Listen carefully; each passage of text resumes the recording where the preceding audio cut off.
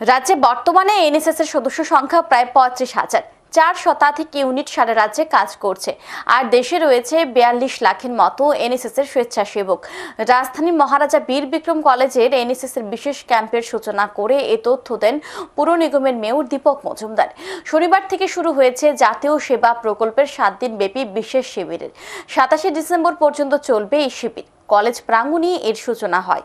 এই বছর তাদের শিবিরের ভাবনা যুব আমার ভারত এবং যুব ডিজিটাল সাক্ষরতার জন্য। ৭ দিনব্যাপী শিবিরে থাকবে বিভিন্ন কর্মসূচি। ইউনিটের দত্তক নেওয়া গ্রামেও তারা কর্মসূচি গ্রহণ করবে। অনুষ্ঠানে মেয়র ছাড়াও উপস্থিত ছিলেন কলেজের অধ্যক্ষ, কলেজের এনএসএস প্রোগ্রাম অফিসার সহ অন্যান্যরা। তো রক্তদান সম্বন্ধে উনি বিশদভাবে আলোচনা রেখেছেন। আমিও বলবো রক্তদান তো বিশেষ মহৎ দান হিসেবে আমরা জানি। এই কারণে রক্তের বিকল্প এখন তৈরি করা যায়নি। রক্তের বিকল্প যে যারা রক্তদান করবেন, মানবিকভাবে যারা এগিয়ে আসবেন কোনো মুমূর্ষু পরিবারকে রক্ষা করার জন্য এবং পাশাপাশি নিজেকেও সুরক্ষিত রাখার জন্য।